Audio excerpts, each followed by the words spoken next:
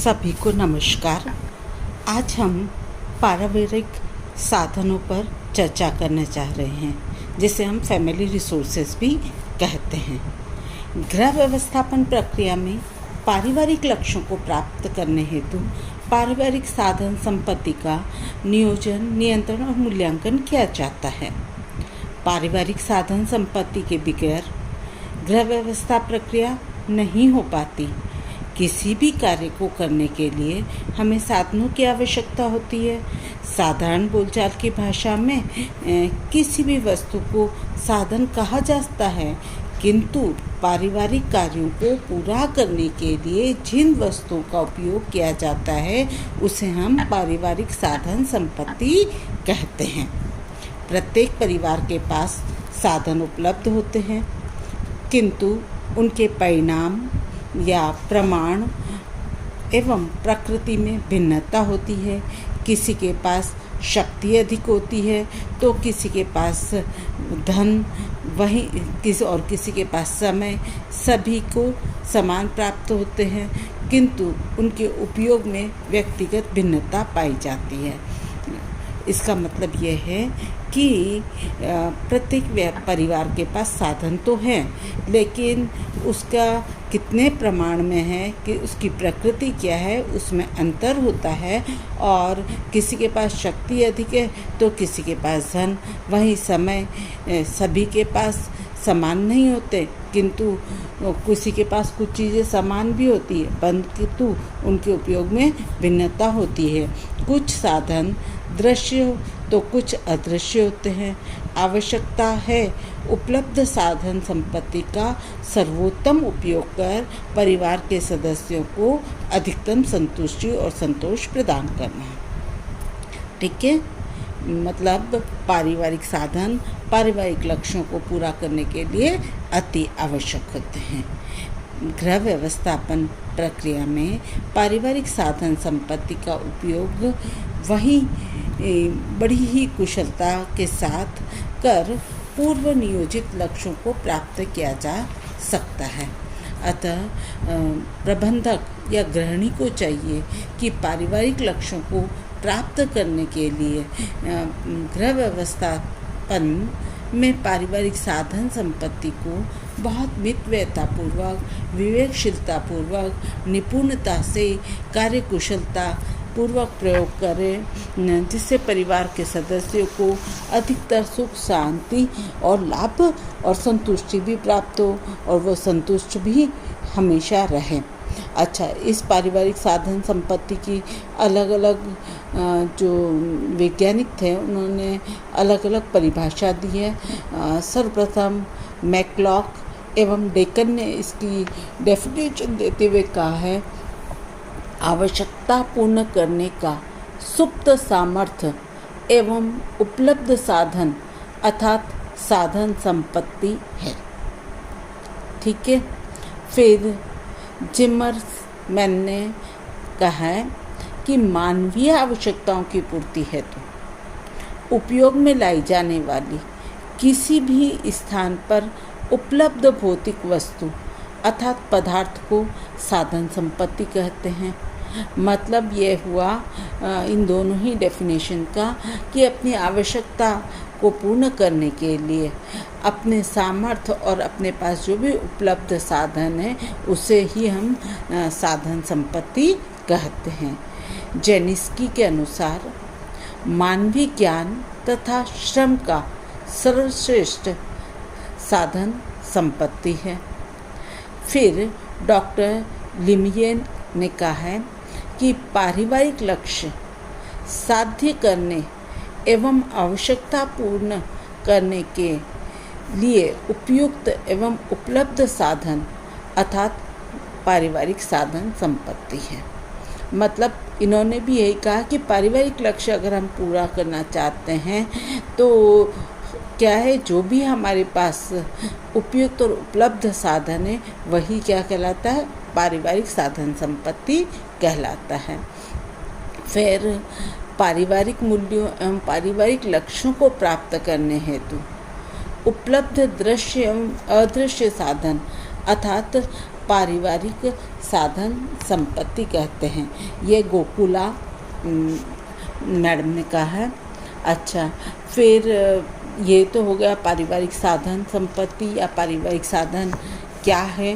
मतलब ये है कि पारिवारिक या गृह व्यवस्थापन में पारिवारिक लक्ष्यों को प्राप्त करने के लिए जो भी हमारे पास उपलब्ध साधन है, जो भी हमारे पास सामर्थ्य उपलब्ध है, उसका सही ढंग से नियोजन, नियंत्रण और मूल्यांकन किया जाए, जिससे हमारे लक्ष्यों की प्राप्ति हो जाए, तो उसे हम पारिवारिक साधन कहते हैं। अब इसका वर्गीकरण भी किया गया है। साधनों का अलग अलग तरह से वर्गीकरण किया है।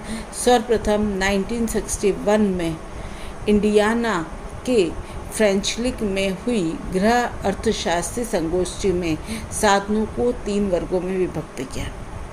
पहला बनाया इन्होंने तकनीकी साधन।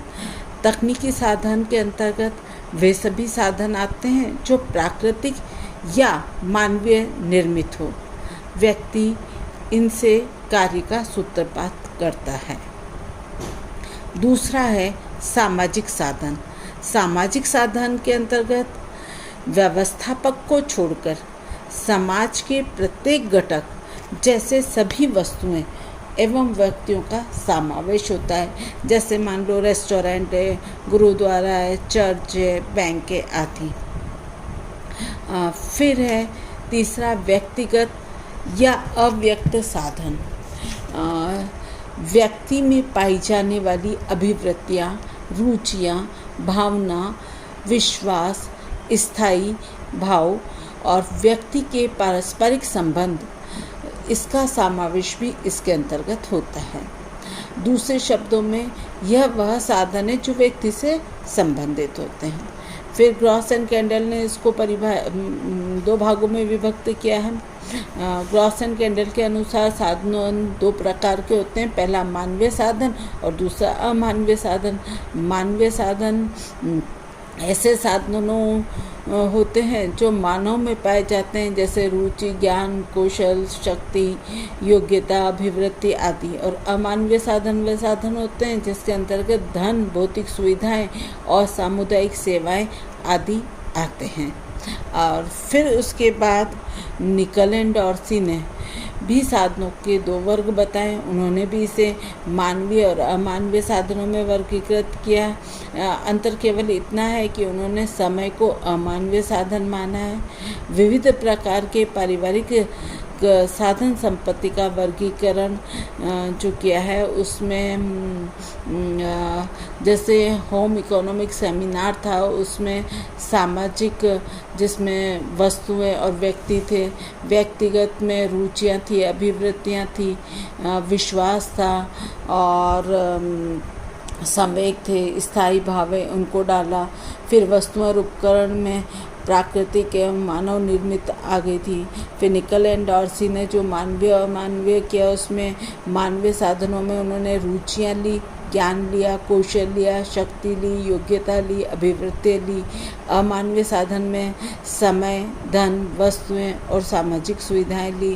ग्रॉस एंड कैंडल ने जो डिवाइड किया उसमें मानवीय और अमानवीय में किया, उन्होंने मानवीय में समय, शक्ति, रुचियाँ, योग्यताएं, कौशल, ज्ञान और अभिवृत्तियाँ ली। जबकि अमानवीय में उन्होंने मानसिक सुविधाएं ली, सामुदायिक सुविधाएं ली और धन लिया। ठीक है। व्यवस्थापन की दृष्टि से साधन संपत्ति को भी 2 वर्गों में विभक्त किया है, जिसमें मानवीय और अमानवीय थे, जिसकी की चर्चा अपन ने अभी की है। और ग्रॉस एंड कैंडल ने भी इसको 2 ही वर्गों में विभक्त किया है। उसके अनुसार अपन डिटेल में पढ़ते हैं। उन्होंने जो बताए हैं मानवीय साधन, उसमें ये बोला है कि मानवीय साधन संपत्ति मानव से संबंधित होती है। यह अदृश्य, अमूर्त होने के कारण इसका अस्तित्व और महत्व जल्दी ध्यान में नहीं आता। यही कारण है कि अनेक बार यह साधन संपत्ति होने पर भी इसका उतना उपयोग नहीं किया जाता जितना होना चाहिए। मानवीय साधन संपत्ति का संबंध व्यक्तिगत गुणों से होता है। इसमें व्यक्ति के अर्जित एवं जन्मजात दोनों ही गुणों का समावेश होता है। मानवीय साधन संपत्ति अमानवीय साधनों की तुलना में बहुत अधिक महत्वपूर्ण होती है और मूल्यवान होती है। अब मानवीय साधनों की एक एक की हम चर्चा करते हैं। सबसे पहले समय लेते हैं। समय जो है वह इसको हम ये कह सकते हैं कि यह साधन संपत्ति को कुछ विद्वानों ने अमानवीय कहा है तो कुछ ने मानवीय कहा है, किंतु यदि सभी दृष्टि से विचार किया जाए तो समय को मानवीय साधन ही मानना चाहिए। समय यह वह साधन संपत्ति अत्यंत मर्यादित है एवं सभी को समान प्रमाण में प्राप्त होती है। प्रत्येक व्यक्ति, चाहे वह किसी भी जाति का हो, धर्म का हो, आयु का हो, लिंग का हो, प्रांत का हो, किसी भी आर्थिक स्तर का हो, सभी को दिन में 24 घंटे प्राप्त होते हैं। इसके लिए उसमें सीमितता ध्यान में आती है कि समय को सेकंड, मिनट, घंटों, दिन, महीनों, साल आदि में हम नापा भी जा सकता है। और इसके अतिरिक्त समय को जमा नहीं कर सकते हम। एक बार समय अगर निकल जाता है तो वापस नहीं आता। बचपन में हमने एक कहानी सुनी थी जिसमें एक पंक्ति थी, व्यर्थ गवाऊं नहीं समय को, बीती घड़ियाँ कभी नहीं आती। अतः समय का सदुपयोग करना आना चाहिए। यदि सही समय पर सही कार्य पूर्ण नहीं किया जाता है तो बीता हुआ समय पुनः प्राप्त करना नामुमकिन होता है। हॉल ने भी कहा है, समय एक पदार्थ के समान है जिसका हम योग्य उपयोग भी कर सकते हैं। अंग्रेजी में भी एक कहावत है, time and tide wait for none. समय का कोई मोल नहीं, अतः इस साधन संपत्ति का उचित उपयोग कर लक्ष्य की प्राप्ति की जा सकती है। यह वह साधन संपत्ति है जिसका उपयोग योग्य तरीके से करके प्रत्येक व्यक्ति को इसका अपने पारिवारिक लक्ष्यों को पूर्ण करने के लिए करना चाहिए। दूसरा साधन अगर हम बात करते हैं वह है शक्ति। अब शक्ति भी एक महत्वपूर्ण पारिवारिक साधन है। कोई भी कार्य पूर्ण करने के लिए शक्ति की आवश्यकता होती है। हमारे पास पर्याप्त समय होता है किंतु शक्ति पर्याप्त नहीं है तो वो कार्य अधूरा रह जाता है। अतः पारिवारिक लक्ष्यों को प्राप्त करने के लिए हमें भरपूर शक्ति का होना अति आवश्यक होता है। समय और शक्ति का घनिष्ठ संबंध है, दोनों ही सीमित है। अतः कम समय में एवं कम शक्ति का व्यय कर कार्य को करने से नए नए उपकरणों का आविष्कार हो रहा है। समय एवं शक्ति में एक और महत्वपूर्ण अंतर है कि समय को नापा जा सकता है किंतु शक्ति को नापना क्या होता है, बहुत ही कठिन होता है। किंतु शक्ति को हम नहीं नाप सकते, इसका व्यवस्थापन करना भी कठिन होता है। शक्ति दो प्रकार की होती है, मानसिक शक्ति और शारीरिक शक्ति। मानसिक शक्ति जिन कार्यों को में शारीरिक परिश्रम नहीं करना पड़ता है, ऐसे कार्यों को पूर्ण करने के लिए मानसिक शक्ति की आवश्यकता होती है। जैसे हम पढ़ाई कर रहे हैं या कोई बैठकर कार्य कर रहे हैं या ऑफिस में कोई कार्य कर रहे हैं। कार्य दो प्रकार के होते हैं, ऐच्छिक होते हैं जो व्यक्ति अपनी इच्छा से करता है, जैसे खाना बनाना आदि जो भी है। दूसरा अनैच्छिक कार्य होते हैं जैसे पाचन संस्थान के कार्य, श्वास लेना, सोना, आराम करना आदि।